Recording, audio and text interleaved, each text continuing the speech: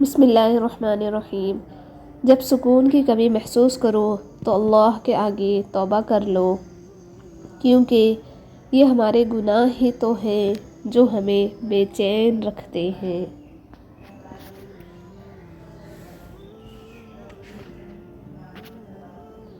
اپنے سب راز اس رب کو بتایا کرو، یقین مانو اس سے بڑھ کر پردہ رکھنے والا کوئی نہیں۔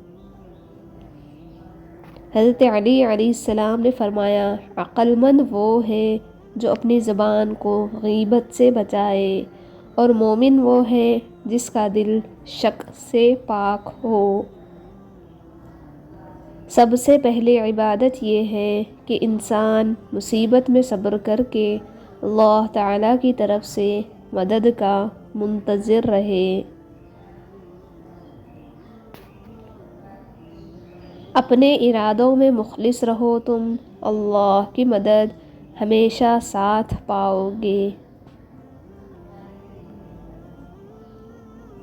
اللہ بہتر کرے گا، لیکن اللہ نے بہتر نہ کیا تو وہ بہترین کرے گا انشاءاللہ۔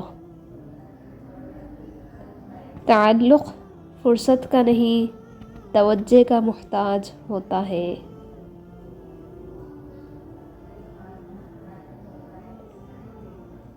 حضرت علی رضی اللہ عنہ فرماتے ہیں کہ صرف پیسے کا ہونا رزق نہیں ہے، بلکہ نیک اولاد، اچھا اخلاق اور مخلص دوست بھی رزق میں شامل ہے۔ کسی شخص پر تب تک بھروسہ نہ کرنا جب تک آپ اسے غصے میں نہ دیکھ لو۔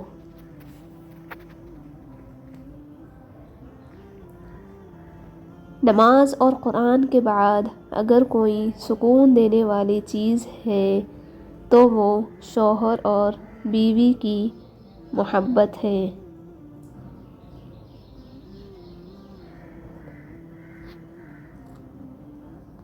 دوست کو دولت کی نگاہ سے مت دیکھو، کیونکہ وفا کرنے والے دوست اکثر غریب ہوتے ہیں۔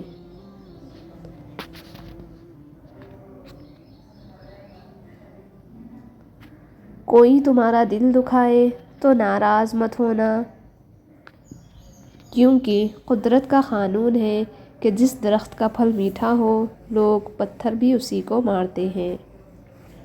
جو تمہاری خاموشی سے تمہاری تکلیف کا اندازہ نہ کر سکے، اس کے سامنے اظہار کرنا صرف لفظوں کو ضائع کرنا ہے۔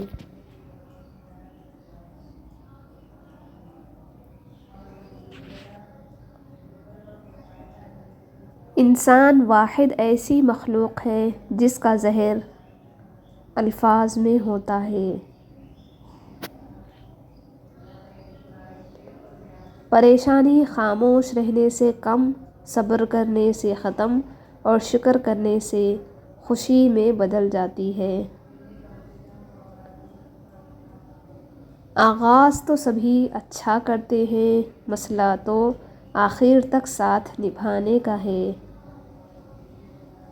جب ساری دنیا منہ پھیر لیتی ہے تو اس وقت بھی اللہ آپ کے ساتھ ہوتا ہے۔